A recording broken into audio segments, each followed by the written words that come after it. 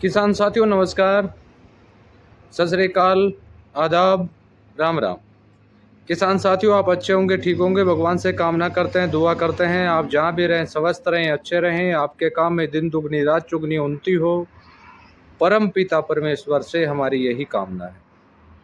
किसान साथियों मैं अमित महला, तहसील लवारू, डिस्ट्रिक्ट भिवानी, हरियाणा का स्थायी निवासी हूँ और हर समय हम किसी न किसी विषय को लेकर आप लोगों के बीच में हाजिर होते हैं।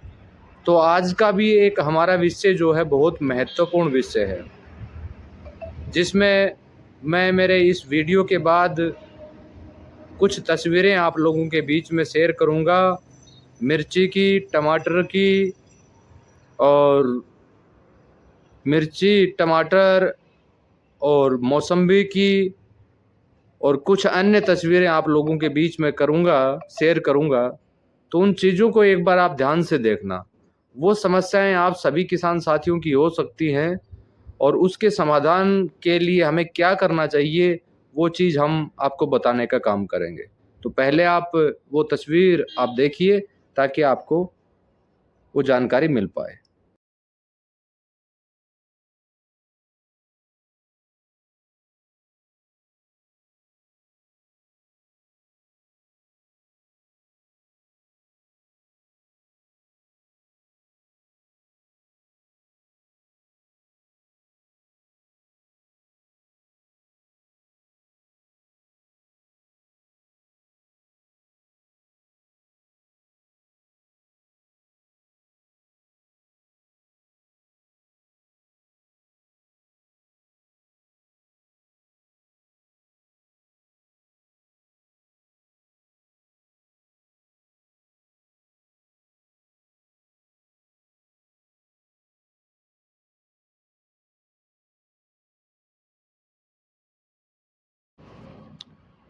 किसान साथियों आपने सभी तस्वीरें देखी। मिर्ची के अंदर हालात आपने देखी होगी। मिर्ची की दो प्रकार की तस्वीरें मैंने आपके बीच में भेजी हुई है।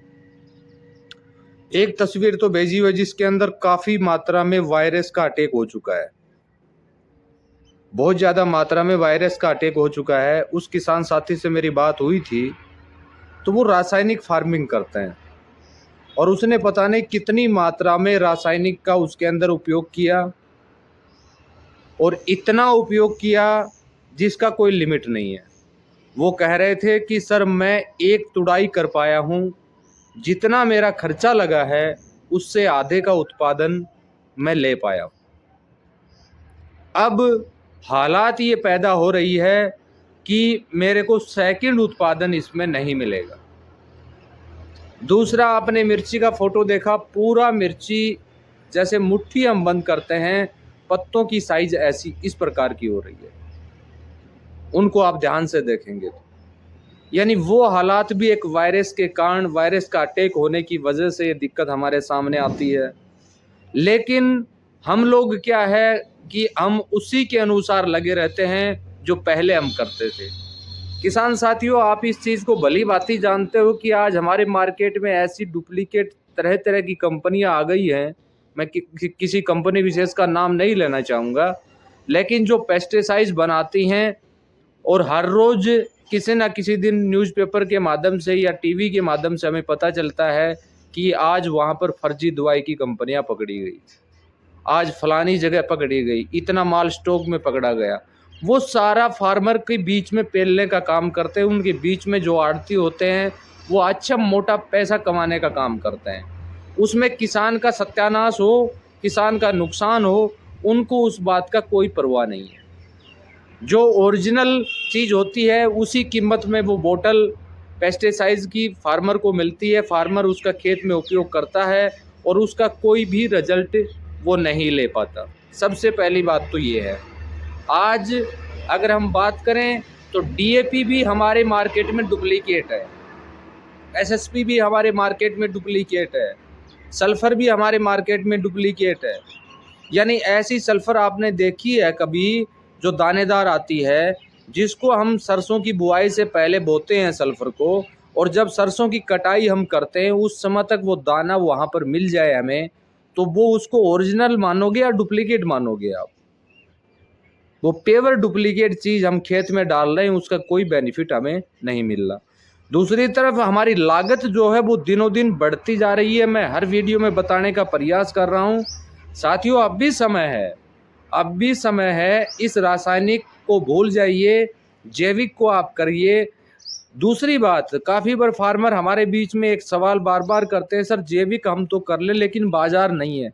अरे भैया, जो रासायनिक में बिकता है वो भाव भी अगर आपको मिल जाता है तो उसमें भी आपको शायद निराश नहीं होना चाहिए, क्योंकि जैविक खेती अगर आप करोगे तो उसमें लागत आपकी कम आएगी, उत्पादन आपका अच्छा होगा। 19-20 का फर्क उसमें आपको पड़ सकता है, ज़्यादा फर्क पड़ने की संभावना नहीं है।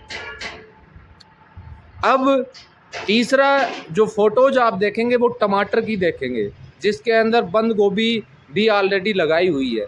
उस साथी के अनुसार वो करते तो जैविक है, लेकिन सही तरीके से वो नहीं कर पाए। सही तरीके का मतलब, उन्होंने जैविक तरीके से काम तो किया, वेस्ट डिकम्पोजर भी डाला, माइक्रोन्यूट्रन इत्यादि का भी उपयोग किया, लेकिन जो चीज़ उसमें कमी है जो डालनी चाहिए वो उस किसान को जानकारी नहीं है, और उसने तरह तरह के मिनरल मिला के, जैसे माइक्रोन्यूट्रिएंट था या गाजर घास था, उसका मिला के डालने का काम कर दिया। अब उसके अंदर एक्चुअल में डलना क्या चाहिए, या तो पत्थर का जूस आप लीजिए, या जो पावरफुल माइक्रोन्यूट्रिएंट के बारे में हमने बताया था वो आप लीजिए, या बकरी मैन्योर का घोल आप उसमें लीजिए, और प्लस में हनेंसर अवश्य लीजिए। 300 रुपये से किसान साथियों आप गरीब नहीं बन जाओगे। वो 300 रुपये आपको कुछ ना कुछ दे के जाएंगे, आपके उत्पादन को बढ़ा के जाएंगे, और उस 300 रुपये के बदले में आपको दुगनी यानी उत्पादन आप ले पाएंगे। लेकिन ये चीज़ अभी तक फार्मर को समझ में नहीं आई है। अब हम उस मिर्ची की बात कर रहे हैं जिस मिर्ची के अंदर सेकंड उत्पादन लेना बहुत मुश्किल है।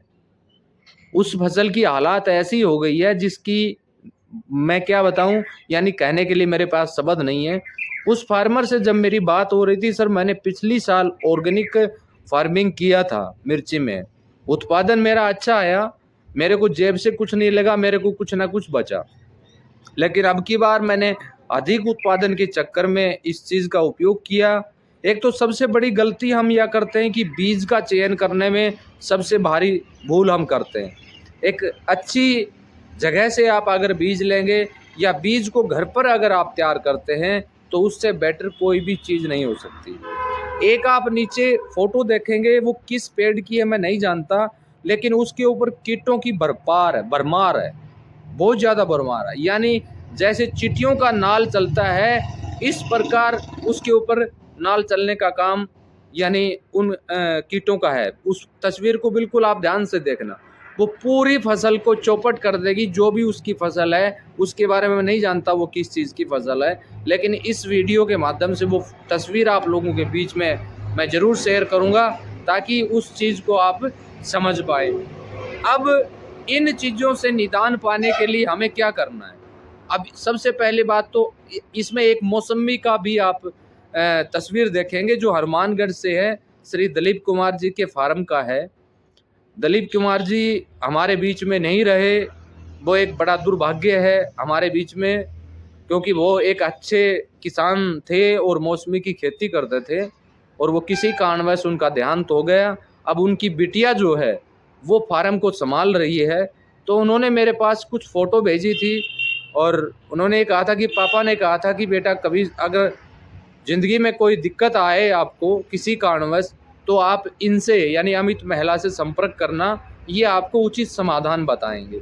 तो मैंने उस गुड़िया की द्वारा भेजी गई तस्वीरें मौसम्बी की देखी, उस पर यानी धब्बे हैं, पीलापन है, वो पूरा माइक्रोन्यूट्रिएंट की डेफिशिएंसी उसके अंदर है, और पूरा यानी वो फार्म जो है उसके अंदर फल फूल का ड्रॉपिंग भी बहुत अधिक मात्रा में हो रहा है। तो यानी इन चीज़ों को देखते हुए हमें इन पर उपाय क्या करना चाहिए, उस विषय पर हम आप लोगों से बीच में बात करेंगे।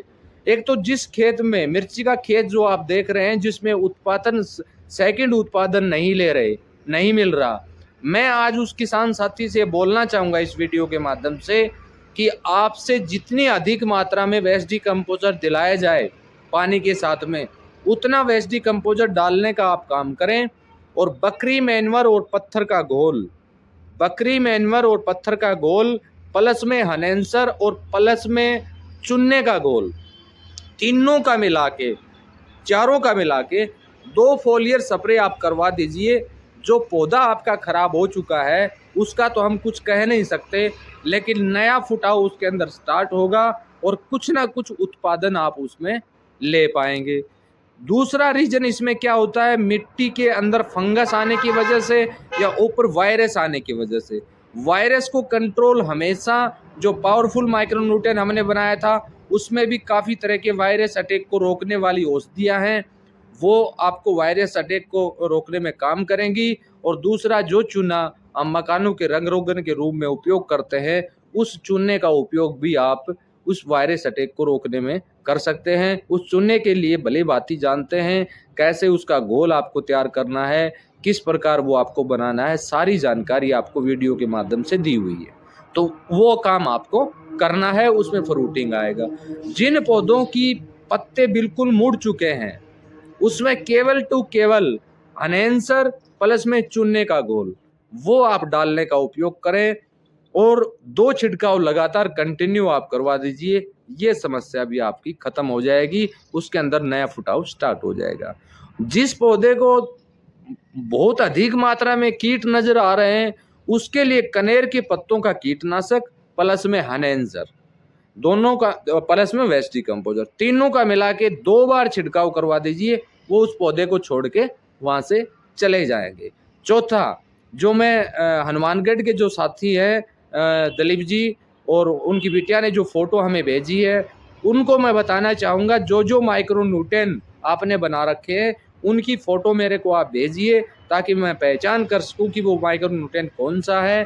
मैंने उनको व्हाट्सएप पर भी बताया है, क्योंकि वो गुड़िया नहीं जानती कि ये माइक्रोन्यूट्रिएंट किसका बना हुआ है, ये किसका है, ये कीटनाशक कैसा है, उनको उनकी पहचान नहीं है।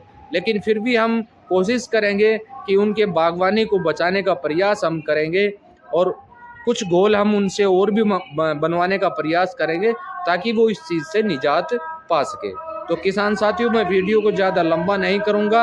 आज का हमारा सबसे बड़ा इशू, सबसे बड़ी समस्या यही थी कि किसान की जो समस्या है उस समस्या का समाधान हम कैसे कर सकें, किस तरह से उनको बता सकें। ये समस्याएं अमूमन सभी को आपको आ सकती हैं, तो इस पर थोड़ा सा ध्यान देने की कोशिश आप करें।